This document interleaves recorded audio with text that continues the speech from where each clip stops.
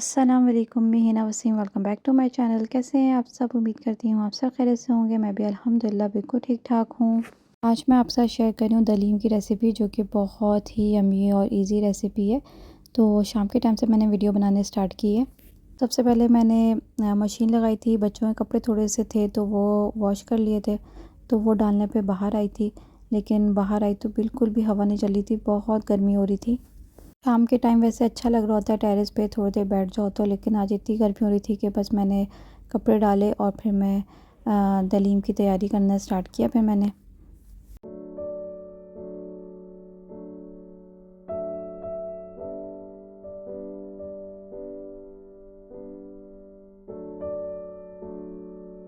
तो दलीम बनाना मैंने स्टार्ट किया शाम में, क्योंकि इसको 3 से 4 घंटे तो लगने थे। तो 6 बजे बनाना स्टार्ट किया था, तो 9 साढ़े 9 तक इस तरह जो है हमारी दलीम रेडी हो गई थी। मैं थोड़ी सी बना रही हूँ, इससे जल्दी बन गई थी। इससे ज़्यादा बनाए तो फिर और ज़्यादा टाइम लगता है।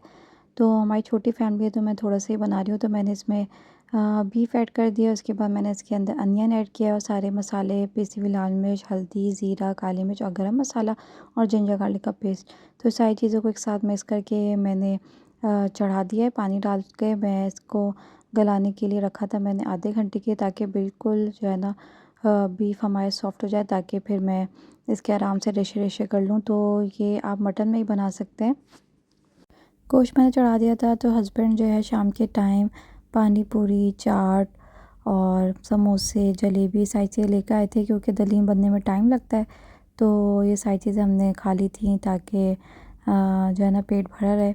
और मेरे बच्चों को जलेबी बहुत ज़्यादा पसंद है, तो पानी पूरी तो मुझे बहुत ज़्यादा पसंद है। मतलब हमने शाम में बहुत अच्छे से ये एंजॉय किया। पानी पूरी तो इतने मज़ेदार थी, बहुत ही मज़ेदार बनाया था, तो मज़ा ही आ गया था खा के। और मैं बहुत दिनों बाद खा रही थी पानी पूरी। चाट और समोसे तो फिर भी हस्बैंड बीच बीच में ले आते हैं कभी, लेकिन पानी पूरी मैं बहुत दिनों बाद खा रही थी, तो बहुत मज़ा आया। उसके बाद यहाँ पर आधे घंटे मैंने गोश्त कुक किया था। अब मैं गोश्त को जो है भून रही हूँ, क्योंकि हमने पहले इसको नहीं भूना था। तो अब मैं इसको थोड़ा भूनने के बाद फिर मैं इसको पतीली में डाल दूँगी। इसी कुकर में मैं फिर दाल को चढ़ाऊँगी। तो सबसे पहले मैंने पतीली में जो है ना भूनने के बाद अच्छे से ऑयल भी ऊपर आ गया, और भूनने के बाद फिर मैंने इसको पतीली में डाल दिया है। अब मैंने दाल जो ली थी वो है चने की दाल, मूंग, मसूर, राइस, और मैंने इसके अंदर लिया था माश की दाल और जौ। तो इसको मैंने सोक किया था आधे घंटे या 45 मिनट्स के लिए। मैंने जो है सारे दालों को ना एक साथ मिक्स करके सोक कर दिया था, और अब मैंने इसको गलने के चढ़ा दिया है। यहाँ पर हमारी दाल भी गल चुकी है। तो अब मैं जो दाल घोटते हैं ना जिससे, वो इससे मैं दाल को मैश कर लूँगी। मैंने हाफ़ कप ही दाल ली थी, लेकिन फिर भी ये दाल थोड़ी सी ज़्यादा है, तो मैंने 1.5 कप के करीब मैंने इसको फ्रीज़ कर लिया। तो ये भी आसानी होती है कि अगर आप दाल ज़्यादा बना लें तो आप थोड़ा सा फ्रीज़ कर लें, फिर बाद में भी कभी आप बनाना चाहें तो आप दलीम बना सकते हैं। तो यहाँ पे मैंने गोश्त को अच्छे से जो है ना मैश कर लिया है, अच्छे रेशा रेशा कर लिया। उसके बाद मैं दाल को डाल के फिर इसको अच्छे से मिक्स कर रही हूँ। तो अब ये काम करते रहना है, ताकि दाल अच्छे से और भी जो है ना मिक्स होती रहे, दाल गोश्त सही से एक साथ।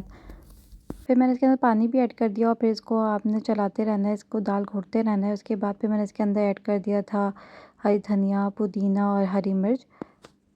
मिर्च जो है मैंने 2 से 3 ऐड की थी, तो आप अपने हिसाब से ऐड कर सकते हैं अगर आप बहुत स्पाइसी खाते हैं। लेकिन मैंने बच्चों के हिसाब से बनाई है, ताकि बच्चे भी आराम से खा लें। तो इसलिए मैंने इसके अंदर 2 से 3 ऐड किए। तो आपने सब एक साथ डाल देनी है, हरी धनिया, हरी मिर्च और पुदीना। और इसके बाद फिर इसको स्लो फ्लेम पर कुक करते रहना है।